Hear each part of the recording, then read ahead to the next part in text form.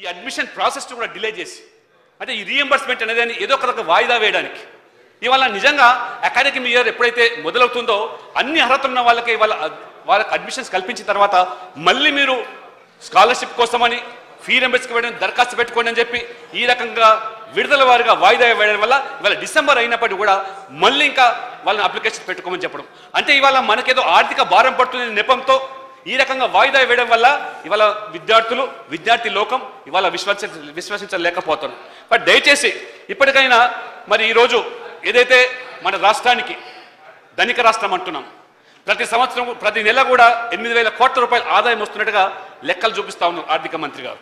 మరి ఈరోజు నిజంగా తెలంగాణ పునర్నిర్మాణం జరగాలనుకున్నప్పుడు పునర్నిర్మాణమే జరగాలనుకున్నప్పుడు నాణ్యమైన విద్య అందుబాటులోకి తీసుకురావాలన్నప్పుడు ఇది పెద్ద ఖర్చు కాదు. వచ్చే ఆదాయానికి అనుగుణంగా సంవత్సరానికి 2,000-3,000 కోట్లు ఖచ్చితంగా ప్రభుత్వం దీని మీద ఏమాత్రం కూడా మరి జాప్యం చేయాల్సిన అవసరం. ఇది చూస్తూ ఉంటే ఎట్లా ఉంది మేడం నానుడి అంటే ఇవాళ రాష్ట్రమేమో ఇవాళ ధనిక రాష్ట్రం కానీ ఇవాళ ఫీజు బకాయిలు చెల్లించడానికి మాత్రం వచ్చేసరికి ఇవాళ పేదరికం అడ్డొస్తూ ఉన్నాయి. కాబట్టి ఇది ఎట్లా ఉందంటే rich state but poor education. కాబట్టి ఈ రకంగా కాకుండా దయచేసి మరి ఈరోజు ఈ సమాజం కోరుకుంటూ ఉన్నది తెలంగాణలో ఈపాటికే 34% నిరక్షరాస్యులు అంటే ఇవాళ బంగారు తెలంగాణ కానివ్వండి తెలంగాణ పునర్నిర్మాణం కావాలంటే ఇంత పెద్ద సమూహాన్ని పక్కన పెట్టేసి కనీస అక్షరజ్ఞానం సమాజాన్ని పక్కన పెట్టుకొని ఏ రకంగా తెలంగాణ నిర్మాణం అవుతుంది అధ్యక్ష. కాబట్టి మీరు ఒకవైపేమో బిఎడ్ సంబంధించి కౌన్సిలింగ్ నిర్వహించడం లేదు. ముఖ్యమంత్రి గారు చెప్తారు బిఎడ్ డిఎడ్ వల్ల సంవత్సరానికి 60,000 మంది వస్తూ ఉన్నారు మనం ఎక్కడ టీచర్ స్పోర్ట్స్ కల్పిస్తా వాళ్ళకు మనకి ఇక్కడ టీచర్లు అవసరమా అంటున్నారు. ఈ రాష్ట్రం ఏర్పడిన తర్వాత కూడా ఒక్కసారి కూడా వాళ్ళు డిఎస్సి నిర్మించకపోవడం ముఖ్యమంత్రి స్వయంగా ప్రకటించారు మొదటి సంవత్సరంలోనే 10,000 టీచర్లు పోస్టు ఖాళీ ఉన్నాయి తప్పకుండా భర్తీ చేస్తామంటారు. కానీ ఇవాళ రేషనలైజేషన్ పేరు మీద ఇవాళ విద్యార్థులు టీచర్ల యొక్క సంఖ్య మించిపోయిందని చెప్పి రేషనలైజేషన్ పేరు మీద ఈరోజు స్కూల్స్ మూతపడే పరిస్థితి. అంటే ప్రభుత్వ పాఠశాలలు మూతపడినట్టయితే ఏ రకంగా ఇవాళ ఆ విశ్వాసం కల్పిస్తాం. ఇవాళ పేదవాడు ప్రభుత్వ పాఠశాలలు చదువుకోవాలంటే ఇవాళ వారికి విశ్వాసం కల్పించాలి ఆ రకంగా ఆత్మస్థైర్యం పెంచాలి దానికి కావాల్సిన వసతులు పెంచాలి. అంతేగాని ఈ రకంగా మరి ఈరోజు 2016-17 సంవత్సరం చూస్తూ ఉంటే డిఎడ్ కౌన్సిలింగ్ లేదు డిఎడ్ లో అయిపోయింది మేడం 5 minutes డిఎడ్ లో కూడా అడ్మిషన్స్ ఆపేశారు. ఇవాళ రెండిట్లో కూడా ఇవాళ పూర్తిగా అడ్మిషన్స్ లేకుండా పోతున్నాయి. అంటే ఆల్మోస్ట్ 2016-17 జీరో అకాడమిక్ ఇయర్గా మార్చేశారు బిఎడ్ డిఎడ్ చూస్తూ ఉంటే. అంటే ఎక్కడ ఇవాళ ఉద్యోగాలు ఇవ్వాల్సి వస్తున్నారు అంటే చదువుకోవడం చదువుకు ఉద్యోగానికి లెక్క పెట్టకుండా చదువుకునే అవకాశాలు కల్పించడం తప్పితే చదువుకున్న తర్వాత ఉద్యోగాలు అడుగుతారు ఉద్యోగాలు అడిగితే మనం ఇవ్వలేకపోతున్నాం అనేటువంటి దీనితో ఆ రకంగా అడ్మిషన్స్ ఆపేయడం కూడా ఎంతవరకు సబబు అని చెప్పి కూడా నేను అడుగుతున్నాం. మనం ఉద్యమ సందర్భంలో ఏం మాట్లాడాం మేడం ఇక్కడ తెలంగాణలో ఎంతసేపు కార్పొరేట్ విద్యా విధానం కొనసాగుతుంది ఈ నారాయణ చైతన్యలైనా ఈరోజు ఈ రాష్ట్రంలో అని చెప్పాం. ఇక జరుగుతున్నది ఏమిటి ఇవాళ మరి నారాయణ చైతన్య ఏదైతే చూస్తా ఉన్నామో ఇవాళ ప్రైవేటు మరి ప్రభుత్వ పాఠశాలలు చూసినట్టయితే పరిస్థితి ఎంత దారుణంగా ఉన్నదంటే మళ్ళీ ఇవాళ కార్పొరేట్ విద్యా విధానం ఈరోజు కొనసాగుతున్నది. ఈరోజు ప్రభుత్వం ఏమో కేజీ టు పీజీ ఉచిత నిర్బంధ విద్య అని చెప్పారు అది అందుబాటులో తీసుకురాలి అది ఆంగ్ల మాధ్యమంలో అది అందుబాటులో తీసుకొచ్చినట్టయితే ఈ ఫీ రింబర్స్మెంట్ అంశమే ఇవాళ తెర మీదకి వచ్చేది కాదు. దానివల్ల మీరు పక్కన పెట్టేసేసి ఇవాళ రాష్ట్రంలో 1745 జూనియర్ కాలేజీలు ఉంటే వాటిలో నారాయణ చైతన్య లాంటి 85 కార్పొరేట్ కళాశాలలో 3 లక్షల మంది పైగా చదువుతున్నారు. ఇవాళ అదే ఇవాళ 1660 ప్రభుత్వ పాఠశాలలో జూనియర్ కాలేజీలో చదివేది 4,550 మంది మాత్రమే 4,50,000 మంది మాత్రమే. అంటే దీన్ని బట్టి ఇవాళ ప్రాధాన్యత ఇవాళ క్రమేణా ఇవాళ తెలంగాణలో విద్యా విధానం ఈ యొక్క కార్పొరేట్ యొక్క చెప్పు చేతుల్లోకి వెళ్తా ఉంది. కాబట్టి దాని నుంచి విముక్తి చేయాల్సిన బాధ్యత ఈ ప్రభుత్వం మీద. దాన్ని విస్మరించినట్టయితే మనం ఏదైతే సమైక్య రాష్ట్రంలో ఈ కార్పొరేట్ విద్యా విధానం పోరాటం చేస్తామో దానికి అర్థం లేకుండా పోయే పరిస్థితి వస్తుంది. బట్ దయచేసి ఇవాళ నేను కోరేది ఒకటే మేడం ఇవాళ ప్రభుత్వ విద్యా విధానాన్ని పటిష్టం చేయండి.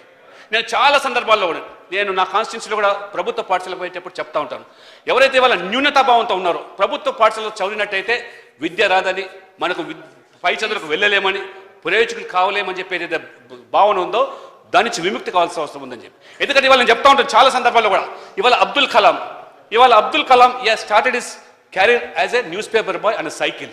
ఒక సైకిల్ మీద పేపర్లు అమ్ముకునే వ్యక్తి ఈ ప్రపంచంలోని ఒక గొప్ప అణుశాస్త్రవేత్తగా మారాడంటే ఈ భారత రాష్ట్రపతిగా కావడం జరిగిందంటే ఒక పేదరికంలో పుట్టిన వ్యక్తి వారిని ఇన్స్పిరేషన్గా తీసుకోండి. ఇవాళ ప్రధానమంత్రి నరేంద్ర మోడీ గారు కూడా ఇవాళ ఒక ఛాయ అమ్ముకున్న వ్యక్తి ఇవాళ దేశానికి ప్రధానమంత్రి కావడమే కాకుండా ప్రపంచంలో ఇవాళ ఒక మార్గదర్శిగా మారాడంటే వీళ్ళు ఇన్స్పిరేషన్గా తీసుకోని చెప్తా ఉంటాను నేను. ఇవాళ మన మధ్యలో ఉన్నటువంటి ఒక ముత్యాల రాజు మేడం ముత్యాల రాజు ఎక్కడో చేపలు పట్టే కుటుంబంలో పుట్టిన వ్యక్తి హైదరాబాద్కు వచ్చి ఇక్కడ వారు ఎంత పేదరికంలో ఉన్న వ్యక్తి, ఆ వ్యక్తి వాళ్ళ హైదరాబాద్లో చదువుకొని కష్టపడి చదువుకొని ఐఏఎస్ టాపర్గా వచ్చాడు, ఒక తెలుగువాడు. అంటే వీళ్ళని ఇన్స్పిరేషన్గా తీసుకున్నట్టయితే ప్రభుత్వ పాఠశాల చదువుకుంటే కూడా మంచి భవిష్యత్తు ఉంది. ఏదో కాన్వెంట్ స్కూల్లోనో, ఏదో ప్రైవేట్ స్కూల్లోనో, ఒక టెక్నికల్ స్కూల్లోనో, ఒలింపియాడ్ స్కూల్లోనో, ఇంటర్నేషనల్ స్కూల్లో చదువుకుంటే మాత్రమే మీకు కమ్యూనికేషన్ స్కిల్స్ పెరగవచ్చు. కానీ 5 నిమిషాలు మేడం, మరి సబ్జెక్ట్ మాట్లాడుతున్నాను, బయట వేరే మాట్లాడుతున్నా, అది కాదు మేడం, మరి మీరే మాట్లాడుతున్నా సబ్జెక్ట్ అది. సబ్జెక్ట్ డిబేట్ చేసి మాట్లాడడానికి అవకాశం ఇవ్వకపోతే అదట్లా మేడం. ఎంత ఇప్పుడు నేను వేరే సబ్జెక్ట్ కాకుండా వేరే మాట్లాడితే మీరు అడగండి, మరి మాట్లాడడానికి అవకాశం ఇవ్వకపోతే ఎట్లా? మాట్లాడుతున్నా డిబేట్ చేస్తున్నా సబ్జెక్ట్, మరి మీరు కూడా మేడం ఓపిక ఉండాలి. మీకు కూడా సంబంధించిన విషయం మేడం. మీ కాన్స్టిట్యూషన్ విద్యార్థులు మేడం 16 నిమిషాలు మాట్లాడండి. లక్ష్మణ్ గారు 16 నిమిషాలు ఇచ్చాను మీకు. లక్ష్మణ్ గారు 16 నిమిషాలు దయచేసి ఒకటి ఒక విషయం, మీరు ప్రొఫెసరు, మీరు చాలా కన్సర్న్ ఉంది, మేము అర్థం చేసుకుంటాం. కానీ షార్ట్ డిస్కషన్ మనం 2 అవర్స్ లో కంప్లీట్ చేయాలి. మినిస్టర్ గారు ఆన్సర్ చేయాలి. కౌన్సిల్ కూడా మళ్ళీ మంత్రి గారు వెళ్ళి కౌన్సిల్లో కూడా సమాధానం చెప్పాలి. అక్కడ కౌన్సిల్లో కూడా సభ్యులు వెయిట్ చేస్తున్నారు. సో దయచేసి నేను ఏమంటున్నట్టే సూటిగా మీరు ఏమున్నా కూడా చెప్పండి. ఇప్పుడు అన్ని పార్టీలు మాట్లాడాలి. ఇప్పుడు మేడం గారు మీరు 5 సభ్యులు ఉన్నా వారు అర్థం చేసుకొని మీరు సబ్జెక్ట్ మీద మాట్లాడుతున్నారు. వారు ఇప్పటికే ఎక్కువ సమయాన్ని ఇచ్చారు. కానీ మనం చైర్ని పట్టుకొని పదే పదే అట్లా అనడం మీకు తగదు. దయచేసి ప్లీజ్ ట్రై టు కంక్లూడ్. అధ్యక్ష, చర్చ జరగాలి. చర్చకు సమాధానం వస్తే ప్రజలు ఈ సభకు మన గౌరవం పెరుగుతుంది. ఏదో ఒకటి వచ్చినాము పోయినాము అనుకుంటే మనం ఉపన్యాసం ఇచ్చినామంటే మనల్ని కూడా మనం ఎన్నుకున్న వాళ్ళు కూడా వాళ్ళు మన వైపు చూస్తున్నారు మేడం. ఇప్పుడు మాది బాధ్యత ప్రతిపక్ష పార్టీది. కాబట్టి దయచేసి మేడం, ఇవాళ నేను ఒకటి చెప్తున్నాను మేడం, ఇవాళ ఈ ప్రభుత్వం ఇటీవల విజిలెన్స్ కమిటీలు వేశారు.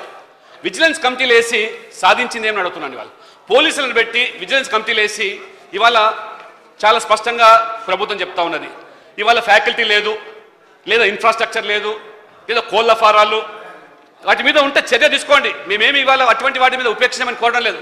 కానీ in the name of vigilance ఇవాళ ఆ విజిలెన్స్ రిపోర్ట్ ఏదో దయచేసి ప్రభుత్వం బయట పెట్టాలి. ఏమి కాలేజీలో ఇన్ఫ్రాస్ట్రక్చర్ లేదు, ఏ కాలేజీలో ఫ్యాకల్టీ లేదు, ఏ కాలేజీలో పూర్తిగా ఇవన్నీ కూడా గైడ్ లైన్స్ ఇవాళ వదిలేశారు. నేను ఏమడుతున్నా మేడం, ఇవాళ ప్రైవేట్ కాలేజెస్కి ఒక పారామీటరు, ప్రభుత్వం నడిపేటువంటి కాలేజీకి ఒక పారామీటర్ అడుగుతున్నాను. ఇవాళ ఉస్మాన్ యూనివర్సిటీ ఉన్నది, 60% అధ్యాపకులు లేరు.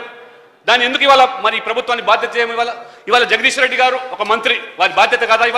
ఇవాళ ఉస్మాన్ యూనివర్సిటీలో, ఇవాళ కాకతీయ యూనివర్సిటీలో ఇవాళ మేడం ఇవాళ నాణ్యమైన విద్య అన్నప్పుడు అధ్యాపకులు లేరని ఇవాళ ప్రైవేట్ కాలేజీల మీద మీరు ఏదైతే ఇవాళ చర్యలు తీసుకుంటున్నారో, వైనాట్ అని ఉస్మానియా, వైనాట్ అని ఇవాళ ఈ ప్రభుత్వం కాకతీయ ఇవాళ ఏ ఉస్మానియా విశ్వవిద్యాలయం అయితే ఇవాళ తెలంగాణ రావడానికి దోహదపడ్డదో ఇవాళ ఖాళీలు ఉన్నాయి మేడం. ఇవాళ ఉస్మానియా విద్యార్థులుగా మేము గర్వపడే వాళ్ళం, ఈ ఉస్మానియా విద్యార్థులుగా. కానీ ఇవాళ నిర్వీర్యం అయిపోయింది ఉస్మానియా యూనివర్సిటీ. రేపు ఏప్రిల్లో 100 సంవత్సరాలు జరుపుకుంటున్నాం సెలబ్రేషన్. కానీ ఇవాళ 60% ఇవాళ ప్రొఫెసర్ లేరు, విద్యాసారు ప్రొఫెసర్స్ లేరు. ఇవాళ మనకు మేడం నేనేమంటున్నా అంటే ఇవాళ మీరు ఏ ప్రైవేట్ కళాశాలల మీద ఆంక్షలు పెట్టారు, ఆ ఆంక్షలు మనకు వర్తించవా? నాణ్యమైన విద్య ఉస్మానియాలో కావాలంటే మనకు ప్రొఫెసర్స్ అవసరం లేదా, లెక్చర్స్ అవసరం లేదా, రీడర్స్ అవసరం లేదా? దాని ఎందుకు మీరు పట్టించారు? యూజీసీ గైడ్ లైన్స్ ప్రకారం మేడం ఇవాళ యూజీసీ గైడ్ లైన్స్ ప్రకారంగా 10% హడాక్ ఉండాలి. ఇవాళ మీకు ఉస్మాన్ యూనివర్సిటీలో 75% ఇవాళ హడాక్. ఇవాళ మీరు ఫీజు గురించి ఫీజు రియంబర్స్మెంట్ గురించి మాట్లాడండి. అలాట్మెంట్ గురించి మళ్ళొక సబ్జెక్టు మళ్ళొక రోజు వేరే ఫామ్ లో రండి, మళ్ళీ తీసుకుందాం. కన్క్లూడ్ చేయండి ప్లీజ్. ఇవాళ మేడం ఇవాళ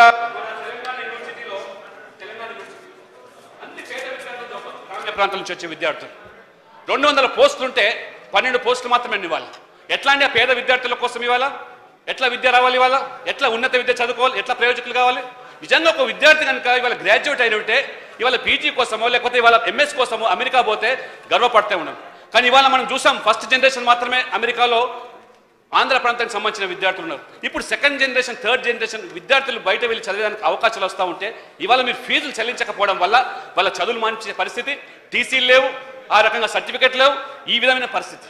కానీ విద్యా విధానంలో చాలా మార్పులు రావాలి. దయచేసి మీరు ఎంసెట్ కండక్ట్ చేశారు 2 సార్లు ఎంసెట్ లో. గౌరవ సభ్యులు రేవంత్ రెడ్డి గారు